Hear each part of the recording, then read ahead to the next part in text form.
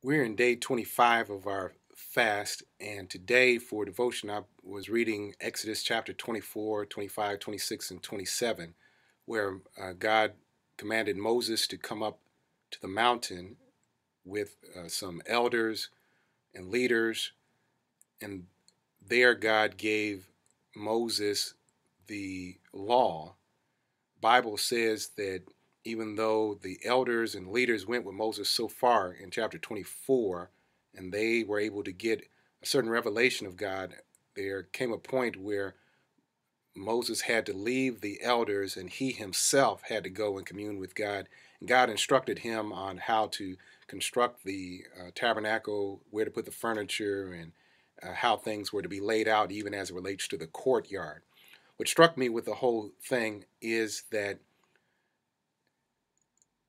there are people in our lives that can only go so far with us on our trek to get into the secret place with God. That is to say, Moses had his servant Joshua, he had elders, and he had Aaron and Aaron's sons, and they went with him so far, but there came a point where they had to stop and Moses had to go further. And even when you think about the construction of the tabernacle, how it had an outer court and how it had the place where inside the tabernacle they had the furniture, the table of presence, and um, the uh, candles and all the various furnishings, and then beyond that where was the Holy of Holies, where the Ark of the Covenant was.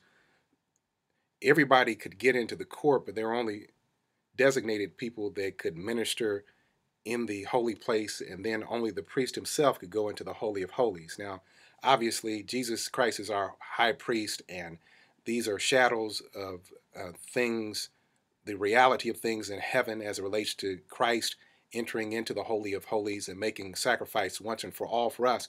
But the application as it relates to worship is that you just can't fall up in worship, that there are some things that you have to go through. There's some preparations that you have to make. There's some stages and there's a process to it. And more importantly, everybody can't go with you if you're trying to get to that secret place, to that place where you and God can really commune. So the application for me, and I hope this is not too obscure, but the application for me, what God spoke to me today was that you have to press on to know him, and you can't expect everybody to go with you. Everybody's not going to understand if you really have a hunger and a thirst for righteousness, a zeal for God's presence. Everybody's not going to understand that, and everybody's not going to understand your need to turn off the TV, to get off the phone, to leave Facebook alone, or to just spend time alone with him.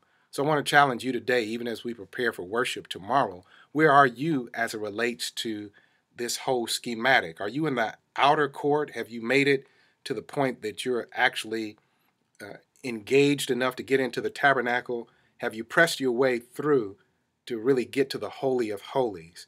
The Bible says in the passage that we've been studying this week, Matthew chapter 6, that when it comes to prayer, you got to find that secret closet. You got to find that secret place where only you and God can commune. That might mean that you need to divorce yourself of some electronic stimulation or some people who might be distracting you, or even some places that keep you from really focusing on God, and find that place. The old folk used to call it a praying ground. They used to go perhaps out in the country or down by the river or whatever, and they would find a place where they could get alone with God.